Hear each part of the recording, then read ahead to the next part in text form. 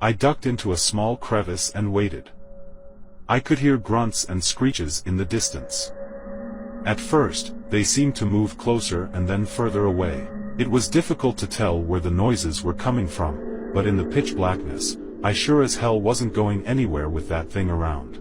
I stayed up all night, crouched in a crevice in the side of the wash, just waiting, my gun trained at the opening. I was kept awake only by adrenaline. It was the most exhausting and terrifying night of my life. Dawn broke, and I hadn't heard any signs of the thing for hours. It had been a good few hours since I took the first shot, but I waited until the daylight was strong to even think about moving from my spot. As the sun rose and the familiar sounds of wildlife returned, I felt safe enough to venture out carefully.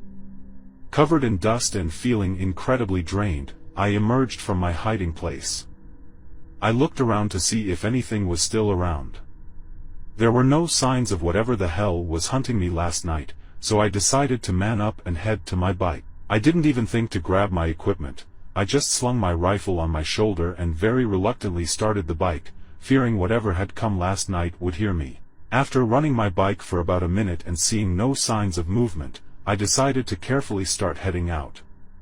Before doing so, I had a thought about what might have been left behind where I scored a hit on that thing. I decided to check it out since everything seemed clear. I drove up to the rocky area where I first saw it hiding and found a nice bit of blood splatter. Quickly, I grabbed a handful of earth mixed with dried blood and then booked it out of the area. As I drove down the trail, I started feeling as though I was being watched again. I only drove faster and didn't look back. When I got home, I was out about $500 worth of gear, keeping only my rifle, a couple of magazines worth of ammo, and my night vision goggles. I decided to get to the bottom of this. I called up a friend of mine who works for the local university and told her the situation, though I didn't go into detail. I explained that I had been hunting and shot something I wasn't sure of that had attacked me. She had me bring her the blood-stained rocks, and after about a month, she got back to me. She told me that she didn't know what the hell this DNA was and explained that it only partially matched a few animals. Here's where everything gets really weird. I received a call from someone, though I don't know who they were. They referenced my camping experience and advised me that it was best to just forget about it.